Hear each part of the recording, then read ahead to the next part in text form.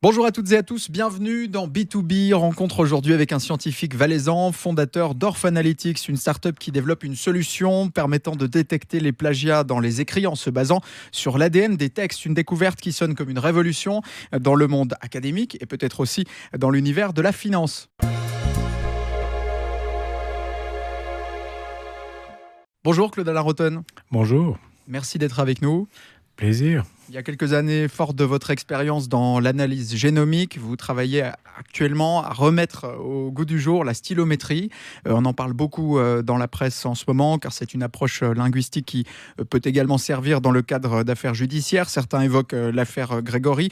En quelques mots, comment ça fonctionne, la stylométrie, votre programme et votre algorithme? En quelques mots. Difficile, hein, en quelques mots. Non, en fait, l'idée, c'est de prendre un texte et d'aller rechercher dans un texte tout simplement des structures de caractères qu'on peut analyser avec des outils qui ont été développés dans le cadre de la génétique, de la génomique. Donc ça permet d'identifier des tournures qui sont propres à chaque personne. La stylométrie, vous ne l'avez pas inventée, elle existe depuis plus d'une centaine d'années, mais vous arrivez avec des outils qui permettent d'aller encore plus loin dans cette approche. Alors, il y a eu des précurseurs qui ont eu des idées de génie, mais ils étaient desservis par le manque de technologies disponibles à l'époque et surtout le manque de textes numérisés. Donc, actuellement, on est gâtés, quoi. Donc, c'est un vrai plaisir que de pouvoir lancer ces algorithmes sur les textes disponibles. Vous n'êtes pas un linguiste, vous êtes un scientifique. À la base du projet Orph Analytics, il y avait un constat. Alors le constat est assez simple, donc ça surprend toujours qu'un biologiste puisse travailler en stylométrie, mais en fait je fais toujours le même travail, c'est-à-dire que le travail que je faisais dans l'analyse des structures génétiques ou génomiques est en fait très similaire à celui que je fais dans le cadre du texte. Donc l'idée d'Orph Analytics, c'est tout simplement de basculer ce qui fonctionne bien dans le cadre de la biologie, donc de basculer ces technologies dans le monde de la linguistique. La stylométrie, on ne doit pas la confondre avec la graphologie, puisque ça n'a rien à voir. Rien à voir. Et d'ailleurs, la graphologie est un terme que un terme que les gens qui s'occupent d'investigation détestent, parce que donc graphologie dans l'image du public, c'est le fait d'analyser des textes et d'essayer de profiler la personne qui aurait pu les écrire. Ce que les policiers font en règle générale, c'est de la graphométrie, c'est-à-dire qu'ils vont comparer des écritures pour voir si c'est des personnes identiques ou différentes qui ont produit du texte, donc, sans chercher à profiler, sans chercher à savoir si, par exemple, la personne est perverse ou pas. Comment vous en êtes arrivé à créer Orph Analytics? Ah, c'est que tout simplement l'envie, c'est-à-dire on joue beaucoup avec ces algorithmes. Il y a énormément de questions littéraires dont on n'a pas la réponse.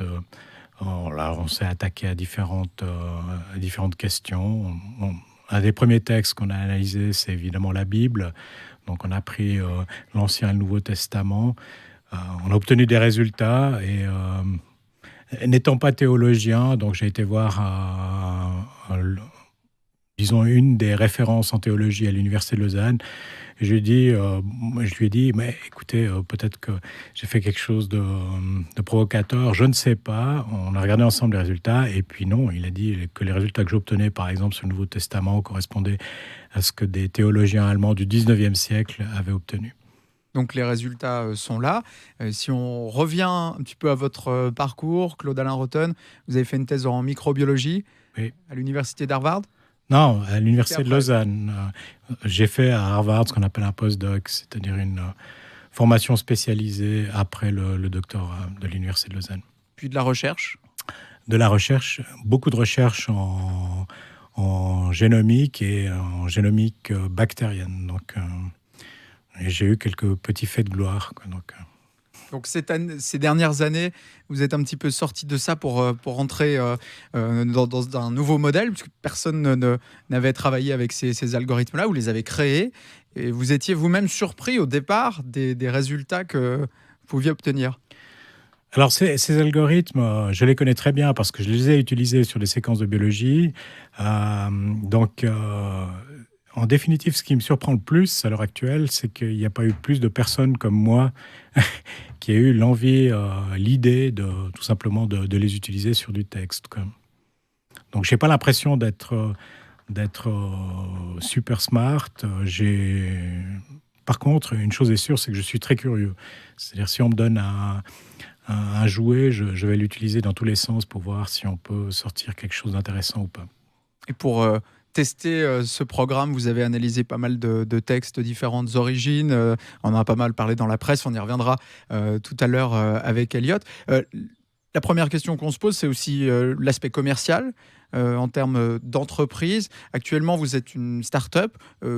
Combien de collaborateurs et quel chiffre d'affaires annuel? Alors, bon, c'est difficile de donner des chiffres pour une start-up. On est toujours en phase de démarrage. Mais actuellement, on parle beaucoup de nous. Donc, on sent qu'on atteint un certain momentum. Donc, on est un petit peu surpris. Donc, on pensait, en envoyant un communiqué de presse mi-décembre sur les analyses des messages de Quanon, qu'on allait beaucoup parler de Quanon dans la presse locale et francophone. En fait, pas du tout. On parle d'une expertise. Et comme vous le savez, en tant qu'expert, j'ai même pas le droit de dire sur quelle expertise je fonctionne. Donc c'est une surprise pour nous. Mais c'est aussi une belle opportunité. Vous cherchez actuellement des partenaires. Comment vous envisagez de vous développer en tant que start-up dans les prochaines années avec ces technologies qui font parler d'elles et qui sont très prometteuses? On peut dire que si on regarde comment se développent les startups, il y a deux modèles. Soit vous avez quelqu'un qui a une idée qui est intéressante et, disons, son projet, c'est de vendre au plus vite à d'autres personnes, etc. Vous ne l'avez pas fait?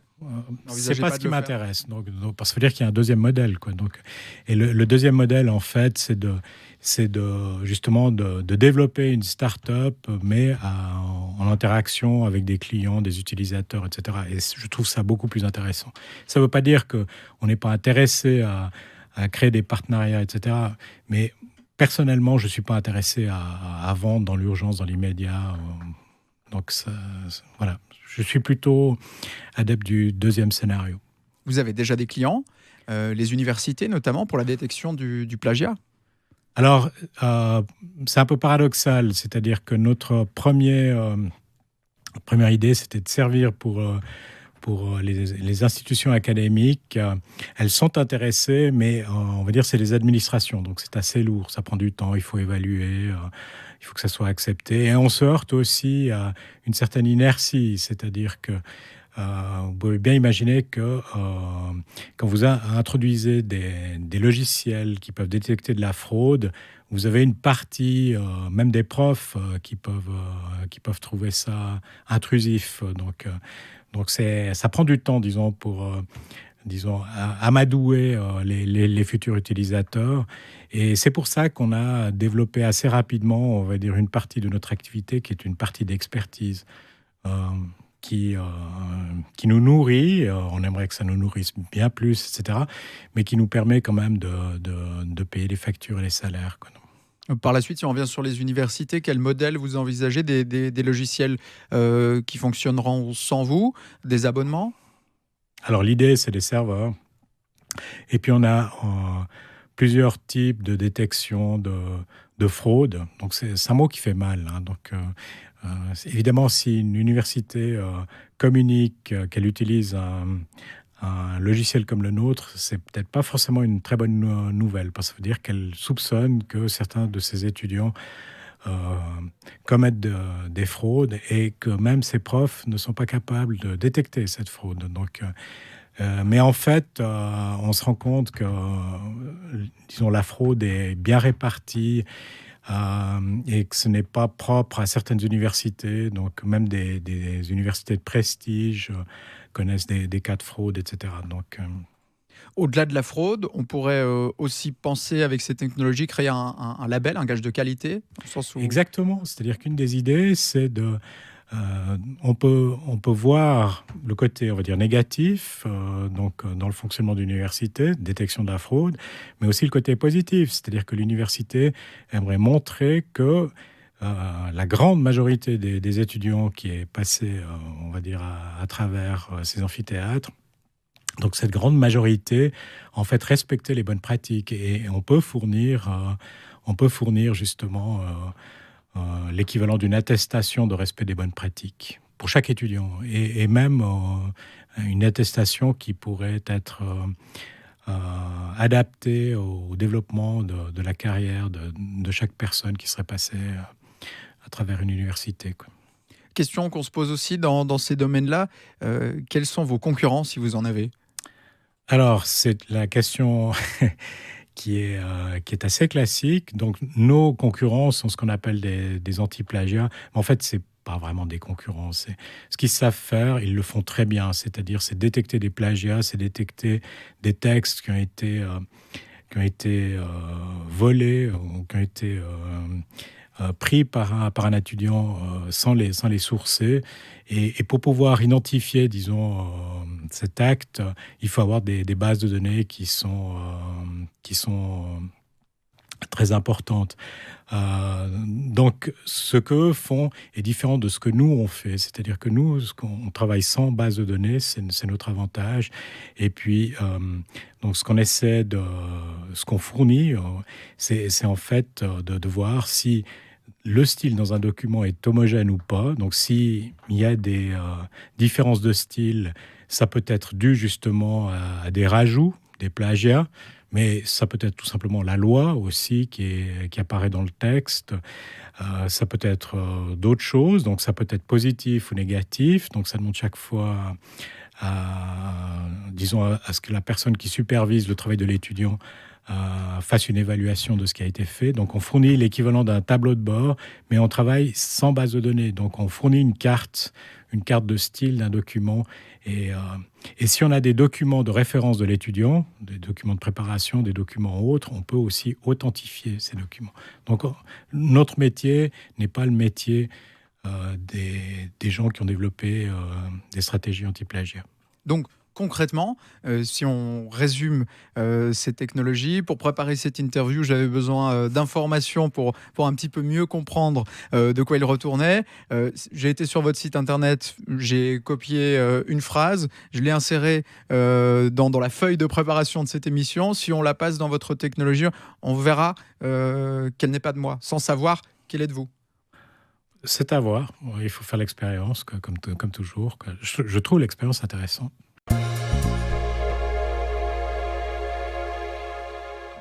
Claude Alarotten, pour mieux faire connaissance avec vous, je vous propose de jouer au 5 sur 5. Bon, c'est classique, je vous donne 5 mots et à vous de me dire spontanément ce que ça vous évoque, si ça vous évoque quelque chose. Langage, vous ne pouvez pas le rater celui-là. Et ça m'évoque. Communication. Communication. Ah, vous voulez un développement Dans le domaine scientifique, on a souvent des a priori sur les scientifiques. On dit ils sont scientifiques, ils ne sont pas forcément de bons communicants, c'est vrai? Je pense que, comme dans tout secteur d'activité, il y a des bons et des moins bons communicants, quoi. Donc, mais en tant que scientifique, on va dire, ce qui est important, c'est la qualité de la communication, quoi. Donc, on fera peut-être moins d'effets de style. Par contre, l'information doit être très précise, quoi. Donc, question de rigueur. En fait, on a peut-être un peu les mêmes exigences qu'on peut avoir dans le droit, quoi, donc, pour dire les choses simplement. Est-ce que cette rigueur de scientifique, est-ce que vous la pratiquez, l'utilisez aussi en fait une force pour le développement de l'entreprise elle-même? Je crois que si on a des idées claires, c'est beaucoup plus facile de planifier des développements pour un logiciel, par exemple. C'est une force, clairement, quoi. Donc, et si on parle de langage, il y a aussi le problème tout simplement de pouvoir interfacer avec des gens d'autres formations. Donc, ça peut être, moi, je suis biologiste, mais d'autres personnes sont informaticiens, mathématiciens, physiciens, etc. Donc chacun doit faire un effort pour comprendre et être compris par l'autre personne, quoi. Avant Orph Analytics, est-ce que vous aviez déjà eu une expérience dans l'entrepreneuriat? Oui, on avait créé avec une autre personne, Patrick Gamba, une entreprise qui produisait un logiciel d'analyse génomique. Ça va pas vous étonner. Bon, du coup, le prochain mot, ça l'induit chemin. Euh, Quand on fait une telle découverte, comment est-ce qu'on structure la suite des Alors process? c'est intéressant le mot chemin, parce qu'on peut voir le chemin dans le cadre de développement, etc. Et là, on a de la chance en Suisse romande d'avoir, disons, beaucoup de structures qui coachent en fait des startups en émergence. Donc on est bien coaché. Mais il se trouve que certains de nos algorithmes qu'on utilise sont aussi des chemins. Donc c'est un peu difficile disons, de vous en parler sans avoir un support graphique. Mais un de ces chemins que j'ai beaucoup utilisé s'appelle justement l'ADN walk, c'est-à-dire la balade sur l'ADN, quoi. Donc, pour reprendre l'idée du chemin. Donc j'aime bien ce mot-là. Et on l'utilise évidemment aussi dans nos analyses linguistiques. Ça sera plutôt une surprise pour les linguistes. Curiosité? Curiosité, elle est nécessaire. Je veux dire, c'est le moteur. Si on n'est pas curieux, je veux dire, on perd le sel dans son fonctionnement. Donc pour nous, c'est quelque chose d'essentiel, quoi. Donc la curiosité, c'est de voir si, disons, ce qu'on planifie, ce qu'on structure, ce qu'on organise fonctionne. Donc ça, Mais il y a aussi une curiosité sur les objets, parce que quand on regarde certains corpus où il y a des questions littéraires auxquelles on n'a pas de réponse, on a justement les moyens de pouvoir sortir ces réponses. Donc la curiosité est essentielle dans mon activité. Dans le monde de l'entrepreneuriat de manière générale, est-ce qu'il y a une start-up que vous avez découvert ou dont vous avez eu vent quelque part dans le monde qui vous passionne ou qui suscite en ce moment votre curiosité? Il y en a tellement. Donc c'est difficile disons, de pointer vers une start-up en particulier, mais j'aurais de la peine à identifier. On va dire qu'il y a une dizaine qui apparaissent comme ça. Donc, c'est une question piège, quoi. Bon, découverte. Vous avez fait une belle découverte ces dernières années avec ce système-là? Alors, pour des gens de l'extérieur, le sentiment est qu'on a fait une découverte. Nous, on a fait une adaptation, c'est-à-dire que d'un point de vue tout simplement scientifique, on se rend compte qu'on utilise déjà des techniques qui fonctionnaient dans d'autres secteurs d'activité, dans un nouveau secteur. Ce qui me surprend d'ailleurs toujours beaucoup, c'est que j'ai le sentiment que d'autres personnes auraient pu faire ce que je fais, et je ne comprends pas qu'un équivalent une start-up équivalente à Off Analytics n'existe pas depuis plus de 30 ans, quoi. Je veux dire, c'est une surprise pour moi. Vous n'arrivez pas à l'expliquer? Non. Mais c'est une chance, évidemment, actuellement pour nous, quoi. Votre entreprise est implantée en Valais, donc Suisse. Oui, elle est suisse. On a été coaché par la promotion économique valaisanne. Donc pour nous, c'est important, disons, d'avoir le siège en Valais. Et d'ailleurs, le Valais fait un énorme effort au niveau des startups, hein. Donc c'est assez remarquable ce qui s'y passe. Mais de fait, évidemment, on fonctionne à l'échelle de la Suisse romande.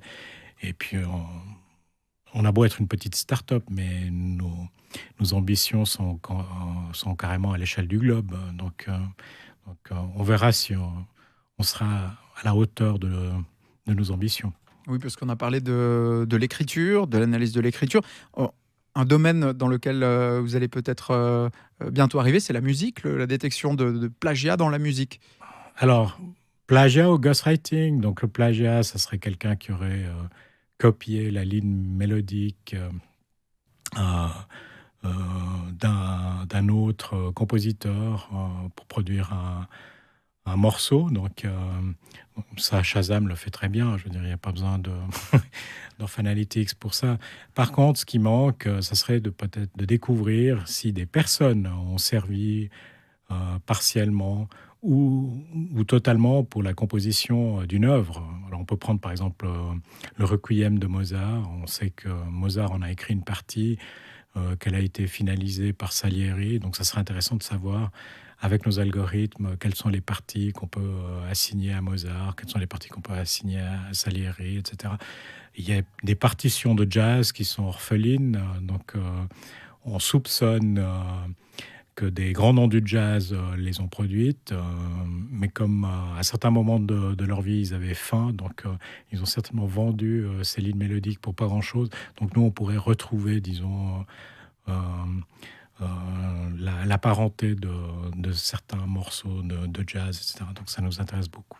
Si on peut l'appliquer à la musique, si on peut l'appliquer au texte, est-ce qu'on pourrait le faire avec des peintures pour les authentifier, par exemple? Alors, c'est notre idée. On a fait des premiers essais, non pas sur des peintures, mais sur les ailes de papillons. Donc, on vient de la biologie quand même, hein. Donc, on a quelques biologistes parmi nous, etc. Donc, on a pris par exemple 16 photos de papillons, c'est focalisé sur les ailes. Ces 16 photos contenaient 4 espèces différentes. Donc, le logiciel a vu l'équivalent de 4 hauteurs pour ces ailes de papillon. Et ce qu'il faut quand même dire, c'est qu'à l'œil nu, c'est très difficile, même pour un biologiste expérimenté dans les insectes, à identifier ces différentes espèces. L'algorithme semble être capable de faire ce travail avec une grande fiabilité. Donc on aimerait évidemment aller plus loin, mais après c'est une question de temps. Et c'est là l'appel que je lance. C'est là où, pour le développement, on aimerait avoir des partenaires. C'est-à-dire qu'il nous faut aussi avoir des gens qui ont des compétences, des gens qui ont le réseau, des gens qui connaissent des utilisateurs qui pourraient avoir besoin de nos services.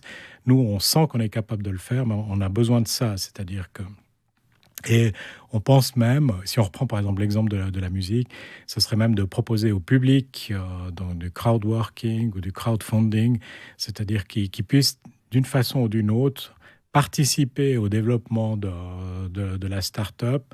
Alors ils peuvent le faire en fournissant du financement, mais si on reprend par exemple des documents comme celui qui va apparaître sous forme de gris-gris plus tard, on a besoin de l'énergie du public pour pouvoir apporter une solution. Justement, votre gris-gris, vous l'avez apporté avec vous, un objet que vous utilisez régulièrement ou qui vous inspire. On va en parler dans quelques instants. On laisse tout de suite la parole à Elliot.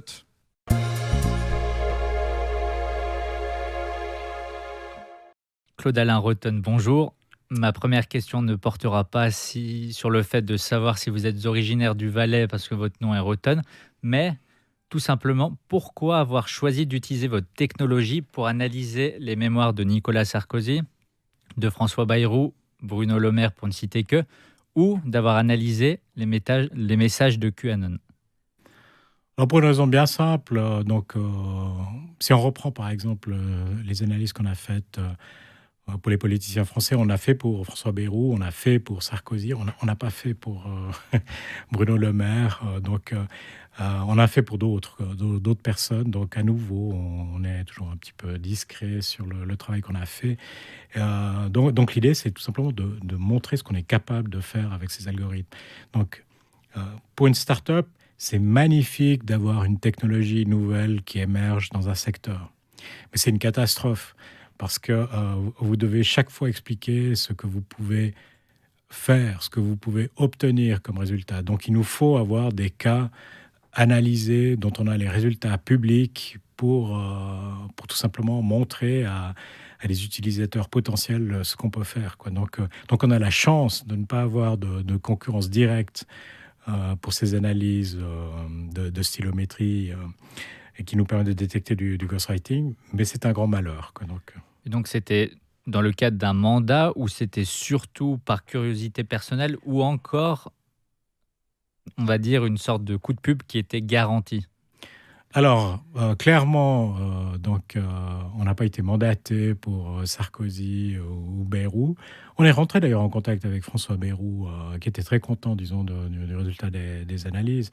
Et il a été pendant quelques mois aussi un ministre de la Justice. Donc pour nous, c'est quelque chose qui compte, quoi. Donc on va dire, c'est aussi une opportunité, il faut être clair, quoi. Donc on n'a pas été payé pour ça. Donc on considère que ça nous donne de la visibilité et qu'on se doit de faire ce type d'action pour montrer ce qu'on est capable de faire. C'est ce qu'on a fait aussi pour Canon, pour reprendre Canon qui a été cité auparavant. Également, vous admettez que toute expertise comporte une part même infinie d'incertitude. Je vous cite. Clairement. Donc, en quoi vos analyses sont-elles plus sûres, légitimes que d'autres ?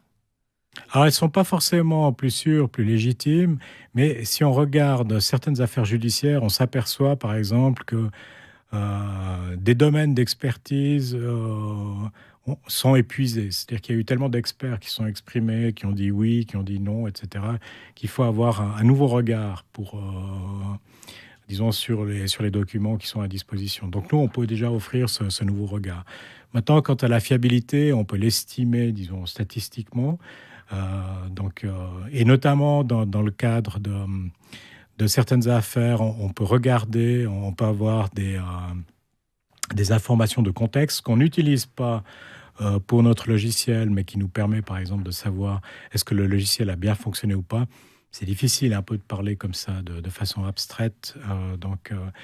Et la chance qu'on a eue, c'est d'avoir été challengé par un organisme international de police qui nous a repérés en faisant une veille technologique sur le web et qui a dit « Waouh, votre technologie nous intéresse, est-ce qu'on ne pourrait pas l'essayer ?» Ils nous ont contactés il y a 3 ans, on a dit « C'est un peu compliqué, le logiciel n'est pas très pratique à utiliser. Dès qu'on est prêt, dès qu'on peut faire un transfert, dès qu'on peut vous montrer comment on peut utiliser, disons, ce savoir-faire, on va vous le mettre à disposition. » Et on a repris contact à la fin de l'année, donc il y a un peu plus d'une année. Et ils nous ont challengés sur un corpus de textes court. La moyenne, c'est quelques centaines de caractères. Une affaire dont ils connaissent la solution. Il a suffi tout simplement d'aller saisir les ordinateurs et de voir ce que ces ordinateurs contenaient. Ils nous ont évidemment pas donné ces informations de contexte. Ils ont dit, voilà, débrouillez-vous, classez, proposez une solution. Ce qu'on a fait, et on a obtenu une réponse à 95% correcte. Voilà. Et pour eux, leur travail leur travail d'investigation qui avait permis d'obtenir, disons, cette solution, avait demandé l'équivalent d'une année de spécialiste au niveau enquête. Alors que pour nous, c'était quelques minutes quand on avait le texte qui était prêt. Le gris-gris, pour terminer, Claude de la Rantaine, vous l'avez apporté, donc un fac-similé avec un texte qui vous inspire beaucoup apparemment. Alors, il m'inspire beaucoup, mais il inspire énormément de gens. Donc, c'est un texte dont on ne connaît rien. C'est-à-dire, on a pu faire une datation au carbone 14, donc on sait qu'il date du début du XVe siècle. Donc, il y a une partie qui ressemble à un herbier. Cet herbier est commenté, et il est commenté dans une écriture qui est inconnue. Donc, ça ne ressemble à rien. Ce n'est pas du grec, ce n'est pas du latin, ce n'est pas de l'arabe, etc. Donc quelqu'un a créé une écriture pour commenter ces différentes parties du document, et personne n'a réussi à le déchiffrer. Donc on sait même pas, donc on ne connaît pas le nom de l'auteur, on ne connaît pas, disons, ce qui est véhiculé là-dedans. Et je peux vous dire qu'il n'y a pas que moi qui est planché là-dessus. Donc, même la NSA s'est essayée, etc. Et pour l'instant, c'est un mystère. Donc, si ça intéresse votre public, peut-être qu'on peut fournir le lien dans lequel on peut voir le PDF. C'est-à-dire, j'ai ici un document papier, mais disons, tout le monde peut aller consulter ensuite l'intégralité de ce document. Et s'il y a une solution qui peut être proposée, ça va intéresser la communauté scientifique.